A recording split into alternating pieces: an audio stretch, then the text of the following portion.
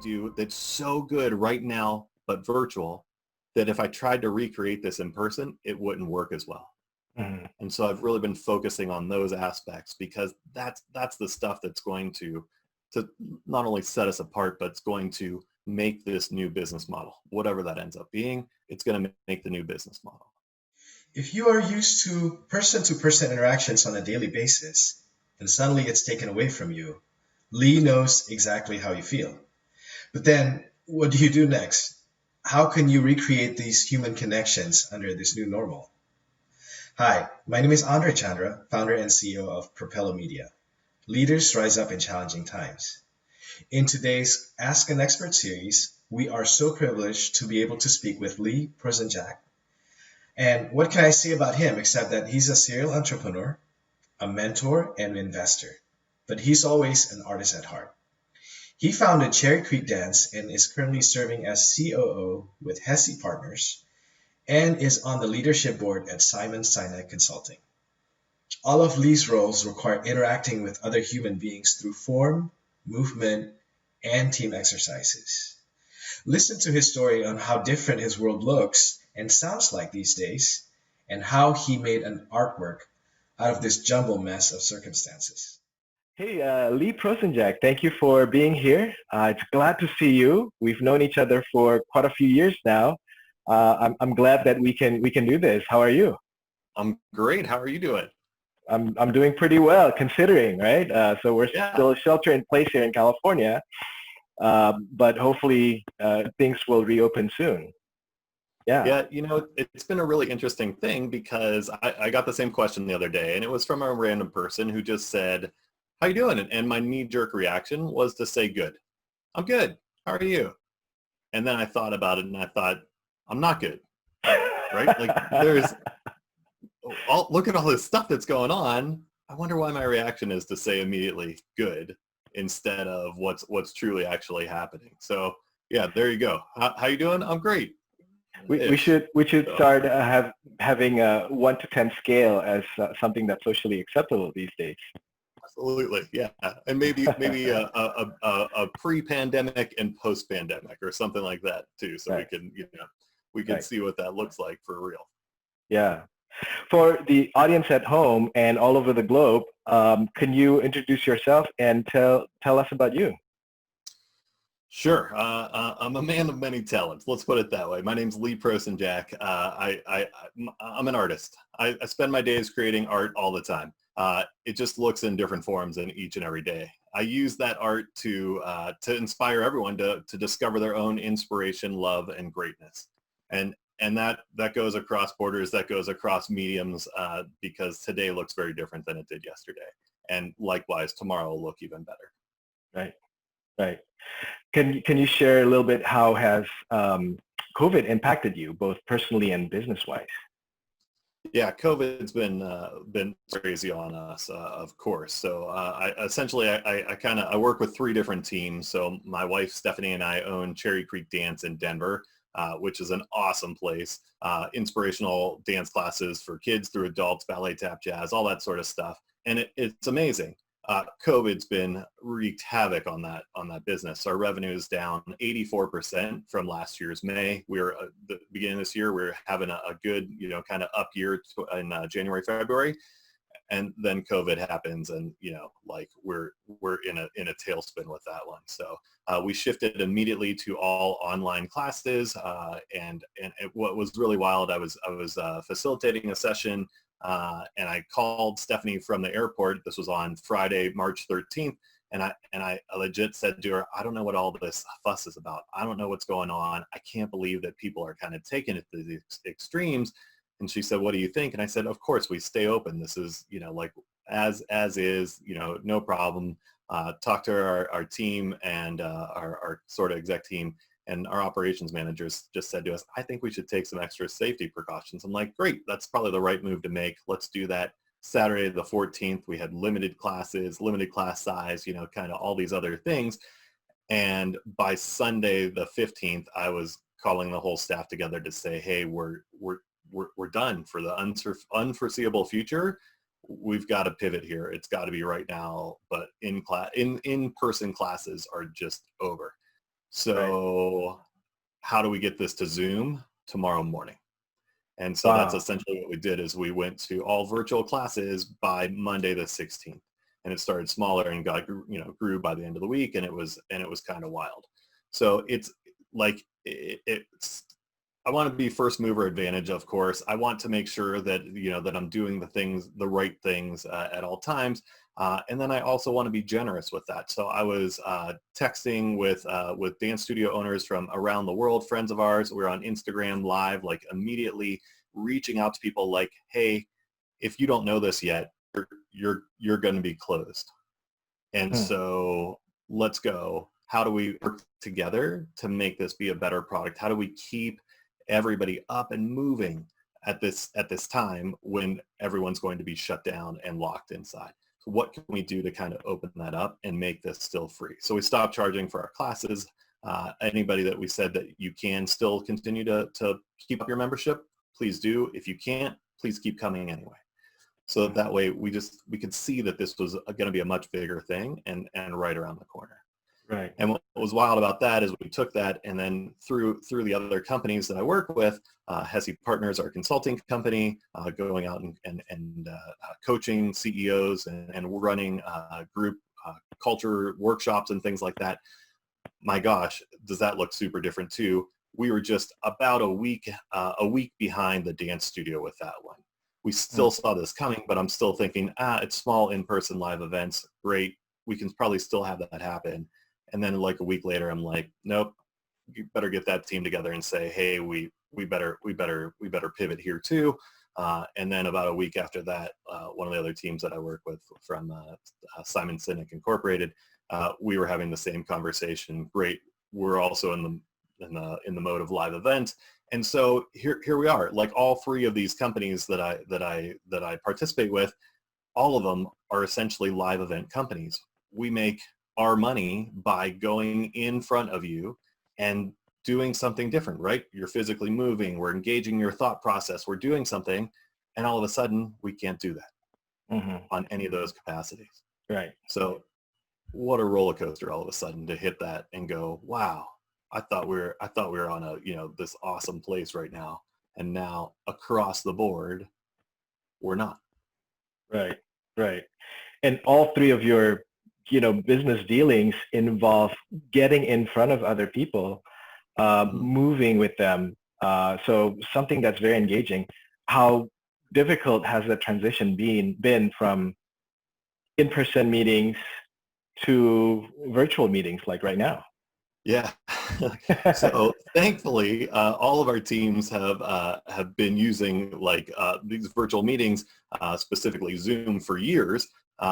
We do all of our staff meetings on this for the dance studio. Even though we're in the same city, we still do that. Simon Sinek's team, all virtual anyway. Everybody on the HESSE Partners team, we're across the world. So we rarely kind of get together, more than one or two of us anyway, to be in the same place. So it's for me, it was not a hard transition to go, well, let's meet over Zoom. What's been harder has been to create that same conversation that we would have in the room with that same emotion, and that's across all three companies too. So it's definitely been harder. It's not impossible. It looks like engagement looks different all of a sudden compared to what it used to be. Right. And Right. some of that, as simple as like at the dance studio, here we are, we've got our lesson plan. This is something that we would normally do in a couple minutes, and we've got a lineup of people. And so you go first and you go across the floor and repeat this move. Great. And now you go second and you go across the floor and you repeat your move. And now you go third. And when you've got, 10 kids in that class, for example, well, that's like a 4-minute exercise to go from one side of the room to the other side by the time you start and end it. When I've got that in a virtual environment, all of a sudden, all 10 of those kids are going at the same time across their living rooms instead of across a dance studio. And now that 4-minute exercise took at least 6 seconds. Now we're, so we're packing more content into that. And I just keep thinking along those lines, what are the things that we can do differently virtually that we couldn't do if we were in the room together? And so that's a huge point, right? Like, oh my gosh, what can we do that's so good right now, but virtual, that if I tried to recreate this in person, it wouldn't work as well. Mhm. And so I've really been focusing on those aspects because that's the stuff that's going to not only set us apart, but it's going to make this new business model, whatever that ends up being, it's going to make the new business model. Right, right. Because it feels like we're going to be in this for quite a while. Even after everything reopens, people are going to be shy about gathering in large groups, going to movie theaters and whatnot. Yeah, so that's a really wise decision. Um, Now, since you had to pivot very quickly, 3 times over for these, Yeah. different businesses, Yeah. if you can look back, what's that one or, top 2 or 3 qualities that allow you and your team to be able to move so quickly? What prepared you for this? Uh, Honestly, a lot of the work that Simon Sinek has done, he's written an amazing book, The Infinite Game. In that book, he talks about preparing for existential flexibility, which means what are you prepared to do that's going to radically, extremely change your business operations, and and really, but still advance that just cause, still advance that vision of the future that you have that's so great that people are willing to give sort of the blood, sweat, and tears to get to. What Simon wasn't aware of while writing that book is that not only would we all be doing this at the same time, we would all be doing this together, and it would be because of one factor. In thinking about it, we probably all have contingency plans, right? You've probably said, okay, well, if this fails here, we're going to go over here, or if we don't reach as many target customers as what we thought we would, we'll have to reduce budget, we'll have to switch this around, we'll have to change this, or we'll make this little move and see if that does it. But in terms of doing this with the entire business model, I mean, that's what's pretty wild, and that everybody is doing that at the same time. No matter who you are, no matter where you are in the world, it's somehow touched you, and it's all at the same moment. It's different when we have something like a major storm. You may recall, of course, that we spend quite a bit of time in the Bahamas and basically live there part-time. And a year and a half ago to almost 2 years ago, we had a hurricane that affected the Bahamas greatly.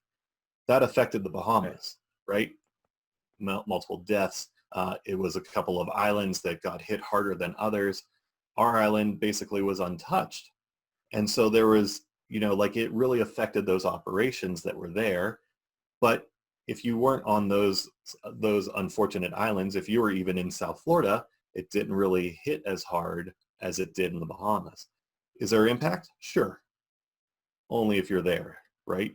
Compared to this one, which is worldwide, everybody across the world right now experiencing the same thing.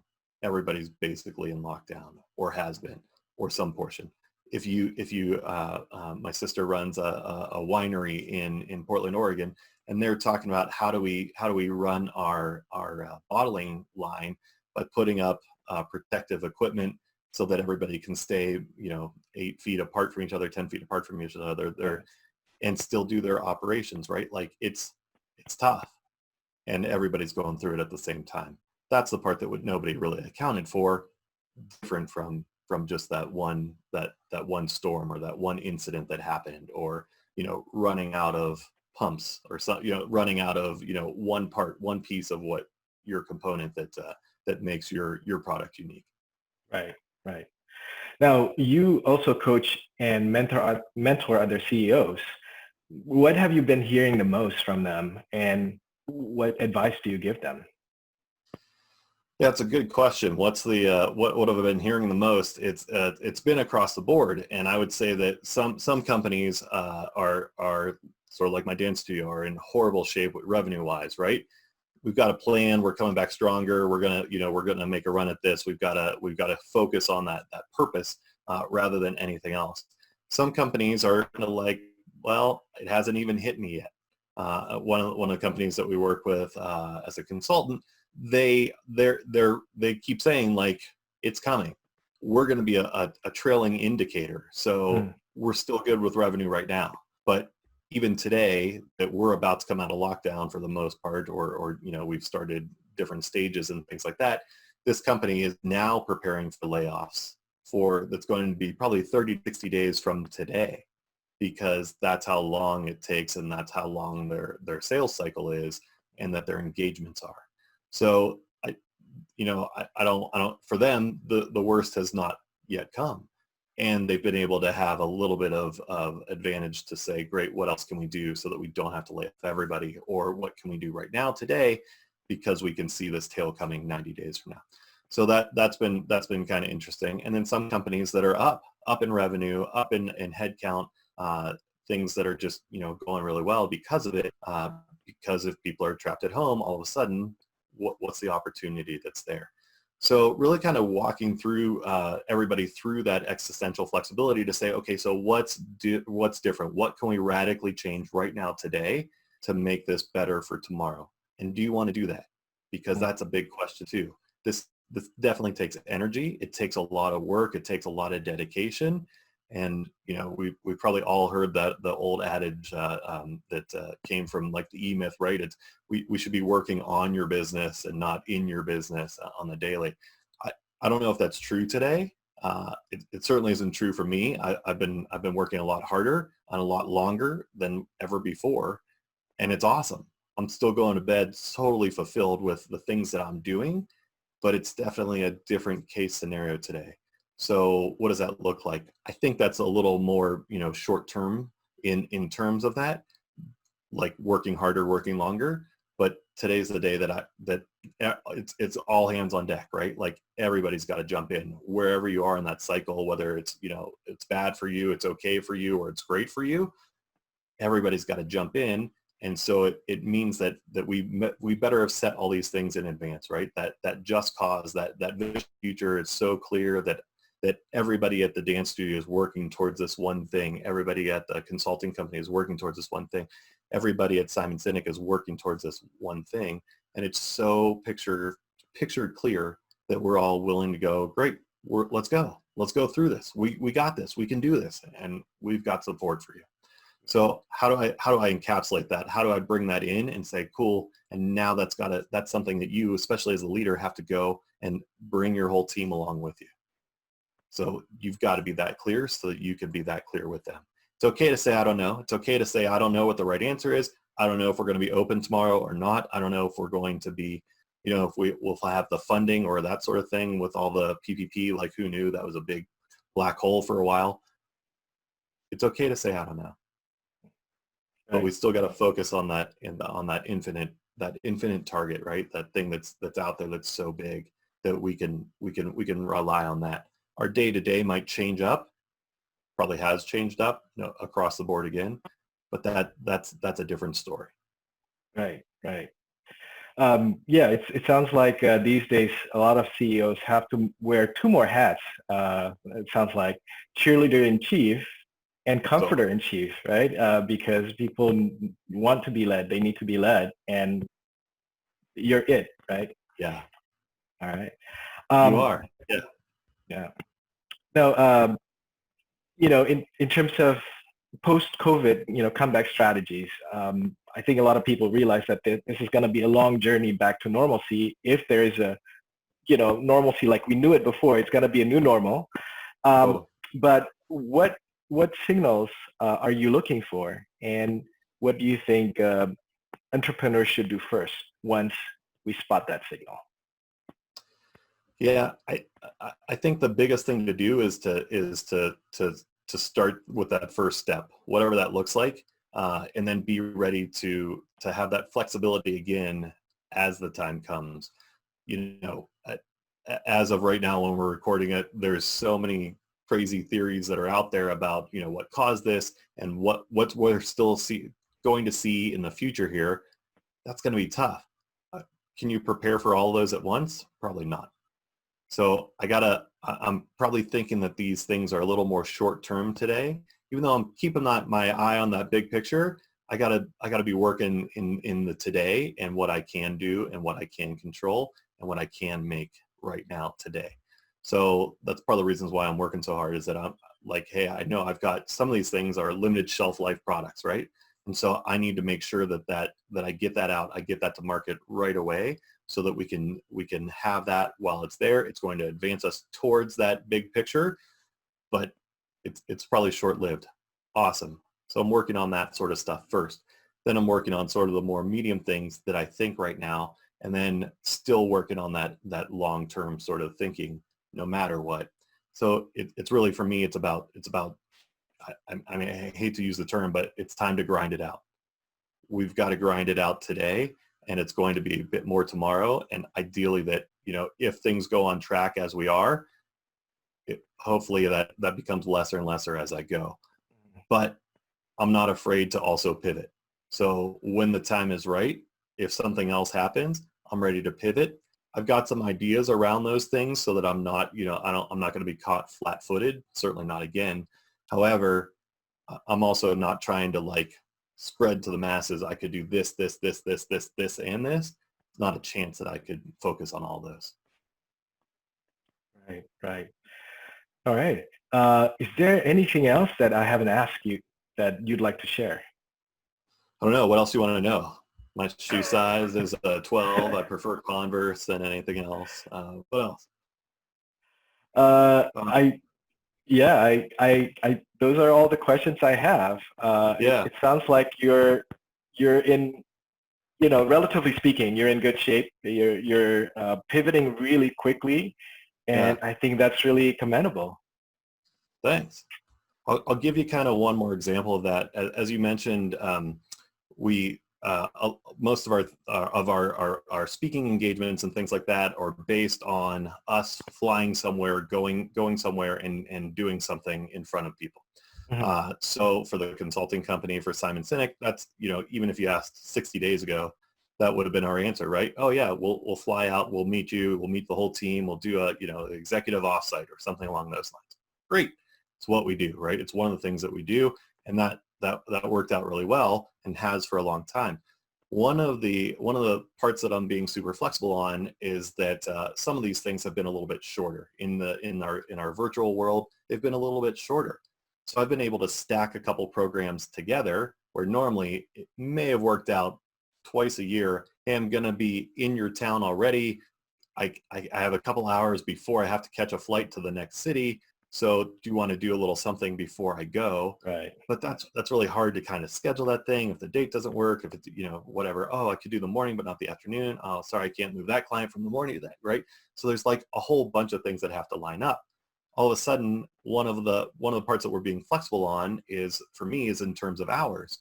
So I'm using time zone arbitrage, for example. So I wake up in the morning. I've been waking up super early. Which is kind of unlike me. I'm an artist, remember, we're nocturnal people. So I've been waking up super early in the morning, and I start sessions with clients that are on the East Coast. So if I can start a session at 8 a.m. East Coast time, I'm in Mountain most of the time, or at least that's where I've been quarantining, is in Mountain. So that's 6 a.m. for me. That's really early. I got to get up. My hair has to look good to be on camera and all that sort of good stuff. And then, but by 10 a.m. East Coast time, I'm ready to do another different session, and I actually start a lot of my team meetings somewhere around there. I've already completed an event today. Now I've got time for my team meetings. I've got calls. A lot of people aren't working, or are working a lot less or things. I don't care if your kids are in the background and they're done with their online school or something like that. Let's still have a conversation later in the afternoon. Running some classes for the Simon Sinek team. Those can be across the board, could be at any time. And then, so the other night on Friday night, for example, ran a class with the Simon Sinek team and sat in on that one. It was amazing, and that started at I think it was 7 o'clock Mountain Time. So had a class first thing in the morning, 8 a.m. Mountain Time, 7 p.m. had a class. Wrapped that up around 8:30.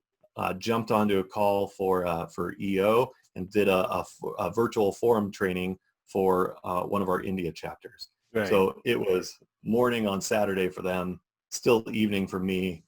Good thing I'm nocturnal. Stayed up till about 4 in the morning, and I was able to provide 4 sessions in one day. Well, that's not something. Yeah, that's not something I could do in a physical world. Right. Well, spoken like a true entrepreneur, you're always spotting, upsides and opportunities. Now you can squeeze in more sessions and be all over the world. Right? New York in the morning and India by night. There you go. All right. Well, Lee, this actually has been really enlightening. I really love your positive energy. So I just want to wish you the best of luck with all of your businesses. And like I said in the beginning, there's light at the end of this tunnel. So let's just get through it together.